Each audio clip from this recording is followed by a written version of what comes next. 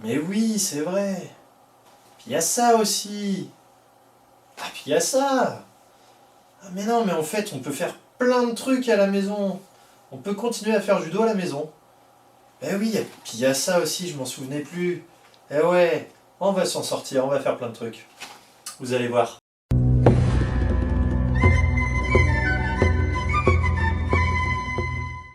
Bonjour les loulous, bonjour les parents. Donc on se retrouve aujourd'hui pour une séance d'éveil judo à la maison. Donc la séance, elle est pensée pour les éveils, mais évidemment elle est accessible aussi aux mini poussins. On va faire un échauffement avec de la motricité individuelle et ensuite on fera 2 petits jeux éducatifs avec une approche du judo. Dans un premier temps, je vais vérifier que l'espace dans lequel je vais faire mon judo, l'espace dans lequel je vais jouer est sécurisé. J'ai de la place, le sol, moi j'ai de la chance, j'ai des tatamis. On peut utiliser ce type de tapis. On peut se mettre sur le lit, sur des tapis puzzle, ce qu'on a à la maison. L'idéal c'est que ce soit pas trop froid et pas trop dur non plus. Un tapis, de la moquette, ça peut le faire. Donc je vais commencer, je vais venir faire ce qu'on appelle le crabe. Donc je mets bien mes petites pinces devant et je vais me déplacer sur le côté. Donc ce sont des pas chassés en gardant toujours un espace entre les pieds. On ne saute pas, on est bien bas, bien ancré. Le crabe, il va sur le côté, mais il peut quand même changer de direction. Je fais ça un petit peu, je peux le faire avec quelqu'un en face de moi en miroir qui fait exactement la même chose. Je peux aussi le faire avec une jambe devant pour avancer ou reculer, changer de jambe. Mais j'ai toujours mes petites pinces devant moi. Ensuite, je descends, je vais venir bien accrocher mes orteils, me mettre à 4 pattes et je me déplace de la même manière sur le côté, en avançant et en reculant. Ça, c'est le tigre. On le fait le temps d'avoir un petit peu chaud, que les articulations soient bien mises en place, que les muscles aient bien chauffé et que le cœur commence tout doucement à monter. Le but, c'est pas de se fatiguer, c'est de s'échauffer. Ensuite, petit exercice de motricité que normalement mes élèves connaissent déjà. Donc il y aura juste à leur dire que on fait un peu l'araignée. Ils se mettent sur les fesses, ils posent les mains, les pieds et hop, on vient lever. Ça, c'est l'araignée. Dans un premier temps, on la fera en statique, donc ici. Après, on peut se déplacer sur le côté, en avant, en arrière. Et on va venir chercher à travailler l'équilibre. Donc l'araignée, elle peut faire coucou avec un pied, l'autre pied, une main, l'autre main, un pied d'un côté, une main de l'autre. D'accord ? Et petit à petit, si vous sentez que votre petit judoka est à l'aise, eh ben, on peut travailler ce qu'on appelle le carré magique, où l'araignée vient se transformer en panthère. Je lève un pied d'un côté, la main de l'autre, et je viens échanger en passant bien en dessous de moi avec une belle diagonale. Donc ça, c'est possible que ce soit pas forcément évident dès le début. C'est pas grave, on n'est pas obligé de commencer par ça, on peut prendre son temps, mais ça vient en le travaillant. Donc, quelques minutes, 3-4 minutes, ça suffit. Et normalement, au bout de ça, quand on a fait le crabe, le tigre et l'araignée, on va dire une dizaine de minutes au total, normalement on est bien chaud, on peut commencer à faire nos petits éducatifs, nos petits jeux de judo.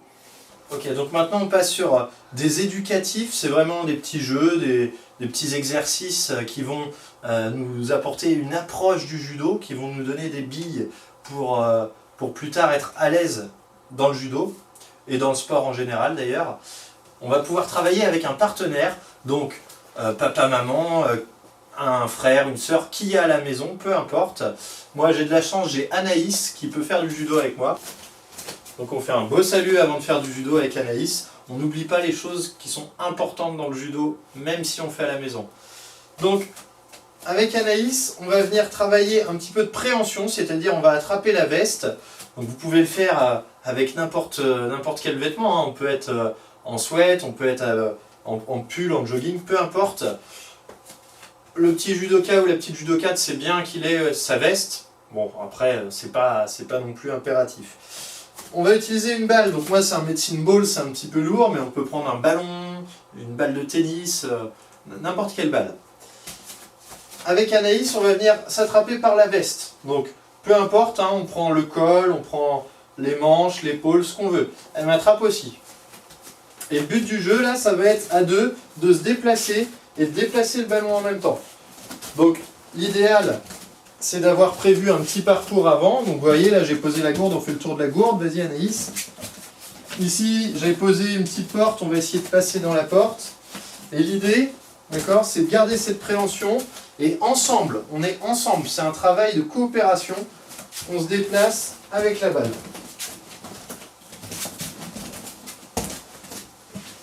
Donc là, le parcours, il est très simple et il est tout petit.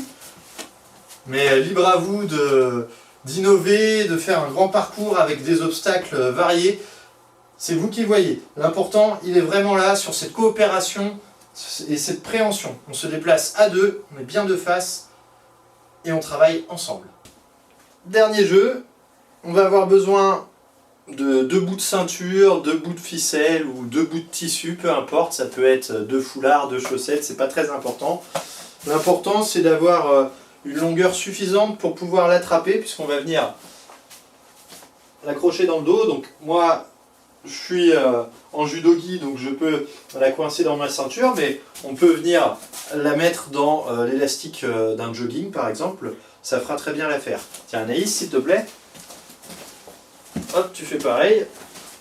Donc encore une fois, on va vérifier que l'environnement est sécurisé, qu'on ne risque pas de tomber, de glisser, de se cogner sur quelque chose ou de casser la vaisselle, je sais pas. On fait attention, là où on va faire judo, il faut que ce soit un espace relativement sûr. Avec Anaïs, on se met face à face. Hop, on va rester le plus droit possible. On fait attention à nos doigts. Les doigts, ils sont serrés. Et le but du jeu, ça va être de venir attraper la ceinture, le petit bout de tissu que l'autre a mis dans son dos. Donc, on ne s'attrape pas. Hein. Moi, j'ai pas le droit d'attraper Anaïs et de tirer comme ça. C'est vraiment à la ruse, quoi. Je viens, hop, puis j'essaye de passer derrière. On fait bien attention à l'environnement. On fait bien attention aussi parce que le partenaire, il peut être un petit peu malin, un petit peu taquin. Et on fait gaffe à ses doigts.